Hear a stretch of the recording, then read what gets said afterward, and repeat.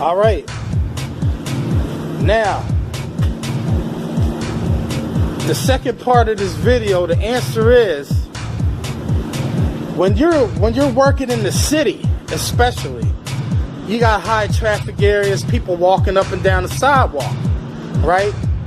Let's say you're on a corner and you're at the end of the windows and you're on a corner. Your setup is like this. Someone's coming around the corner. Can you guess what's going to happen? Well, first off, you can't assume that everyone's going to see you or see your equipment, okay? So, you got a lot of people walking around playing with their phones. It's not enough that people are driving and playing with their phones, but they walking and they playing with their phones too. And I mean, you got people falling in the ditches, falling in the manholes, bumping in the trees, forgetting to step off of curbs and falling down in the street, all because they're playing with their phone, they texting. You know, you got some people that can't walk and chew gum. So how the heck do you think they're going to play with their phone and be able to walk and pay attention to? And you think that in their eyes, what they're doing, they're looking at you like you the one that has the problem. Like, oh, I should have been looking out for them. No, you should be watching where you're walking. You know, if you want to walk blindly, because it's the same thing as walking drunk and walking blind, then they deserve to fall down to a ditch somewhere. You know, it's not funny, but I mean, come on now. You gotta pay attention, man. Out here is real, man. You could die. You could die just from anything, man. You can get taken out, man. Just because you want to play with that phone while you cross the street and that light change on you, somebody driving trying to beat the light, next thing you know, you getting taken out because you playing with your phone. If you weren't playing with your phone, you would have seen it happen. But to get down to the point of what I'm talking about, you really don't want to have your equipment in the way of somebody walking, especially with some people that ain't rapture type, you know, meaning they walking blind and they playing with their phone. For one thing, you got your pole in the middle of the walkway. So what's going to happen is somebody's going to trip on a pole and they're going to say, ouch, my neck, my back, oh, my neck and my back, you know. And the other thing that's wrong with this picture is that your bucket is over that side. Now, you can't assume that somebody's going to see that bucket. Now, most people, this is their pathway. From all the way to the end of the curb, they even come up the curb and then they walk. This is their whole pathway. So, where should that bucket be? I know it's not a bucket, it's a pump sprayer, but it's still the same concept. Except with a bucket, if they're not paying attention, now they got their foot in your bucket and they're walking around with swamp foot, you know, smelly foot, rancid foot, you know, but now they want to sue you, okay? Because your equipment caused their foot, ruin their $300 pair of shoes, and now all of a sudden their silk socks that they paid $80 for is ruined. You see where I'm going with this?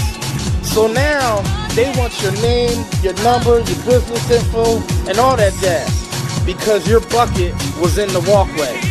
Now, where should your bucket be? I'm gonna show you where it should be. If the veterans didn't get this shame on you. Y'all ought to know better. Y'all should have had that answer right. Now, the bucket should be there. Now, why should it be there? For one thing, nobody's going to walk into the glass. If they do, then they just as stupid as a bird. Only birds smack in the windows, but I've seen humans do it too. Because they glass is so clean, they think they can walk through. They deserve to smack their head up against the window then. But I mean, when you really want to think logical, nobody's really going to be walking into the window. So that's where your bucket should be. Secondly, if the bucket was over here, can you guess what do you have to do to get water, right? let's say you need a dip. So you're out here squeegeeing the windows. So what you'll have to do is you'll have to swing the pole because you left your bucket there. So you're getting the dip. So that's wrong right there because you're working over top of people then. And that's a no-no. You should never work over top of people. You're crisscrossing your work. Bring your tools to your work. So, not only, because see, it's hard to pull a window when you're up so close, you have to stand back. So, why would you want to cross over people that's walking just because your bucket is over here and you want to need a dip? Then you're going to have to turn around and start doing the windows again. Alright, so the reason why you want to, this is part of working smart. The reason why you want to have your bucket there is because when you're standing back here, you're already out of harm's way for the most part. You just look to the left, you look to the right, and you make sure the coast is clear. You get your dip. You're already standing back, so there's no need to walk back or forth and chase your work around. You stand in one spot, you'll be okay. Always keep your bucket in front of you. Alright? This is what an old man told me, and I've always remembered. Always keep your work in front of you. So, this is all a part about working smart. You don't want to work extra hard. So, let's say you're mopping. Let's say you can mop about 5 windows before you need a dip. So, where should that bucket be? That bucket should be left off wherever you think you're going to need water. Alright? So, if you're mopping the windows in, right, then your bucket should be here. Alright? Now, after you clean those rows of windows I just showed you, now you can get a dip, right? So what you want to do is you want to walk your bucket down, count the amount of windows that you did down there, count the amount of windows, leave it right where you think you're going to need water because you can get a dip. Now, you don't want to have to leave your bucket. You don't want to have to leave your bucket down there and then turn around and have to come down here to clean the window, and then you got to walk back down here to get a dip again just to keep going further. That's what I'm trying to say. You work smart. I guarantee you, if you keep working like that, and the only reason why I'm making this video because I came across a video and somebody was working in the city and they had their bucket way out here where somebody crossing the street could cross the sidewalk and see it as an opportunity to create a slip and fall accident for themselves at your expense. You don't want to never give nobody the opportunity to seize in order to want to have to sue you.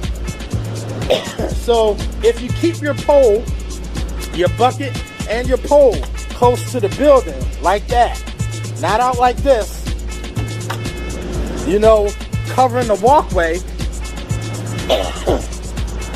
that's what I'm saying. So the winner is going to win full crystals. I know some people might not have an interest in it, or maybe they wouldn't buy it, but maybe if it was given to them, they would try it. Excuse me. Now, do I suggest using it to do houses? Yes, but not the way. Excuse me. Not the way they recommend it. For the professional, it's not practical. But as a soap, very much so. I'm telling y'all, very much so. As a matter of fact, we're going to go and get some, and I'm going to stock up on this stuff because I'm never going back to anything else, unless, of course, it's not available. But this is the best soap, the strongest soap, hands down, bar none. Don't take my word for it. I don't care if you do, I don't care if you don't. But my job just got 10 times easier. I kid you not. And that's not an exaggeration. That's real talk, baby. But Mac and Fracker. Peace, peace, peace. Okay. Cerebral killer. Cerebral, I think his name is Cerebral killer or Cerebral brain. Man, you hit the hammer right on the nail. What you want is full of crystals.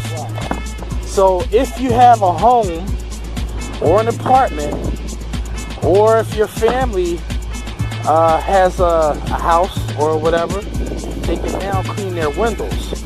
Now, I only use this one time, this container, but I'm not going out and buy another container. Now, as you can see, I used the solution that was in there, but I ordered refills.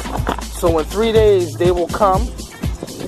So all you have to do is hook the garden hose up and follow the directions, of course, and just spray it on the windows.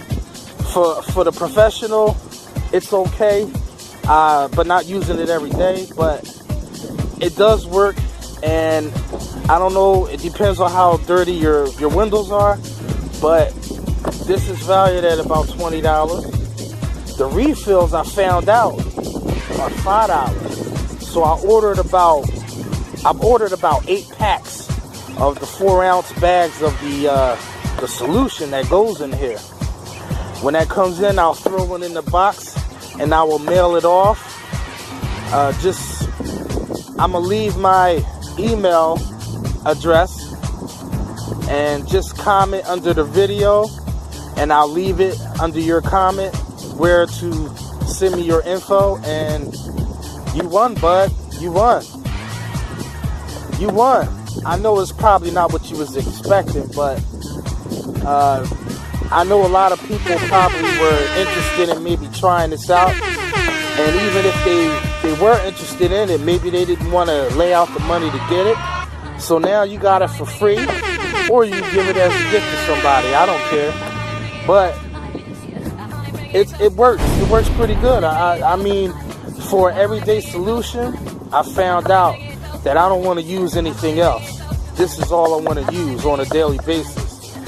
Because I found out I don't have to pay $20 for the whole kit every time I want to use it. I could just use the 4-ounce packs, which were about $5 a piece.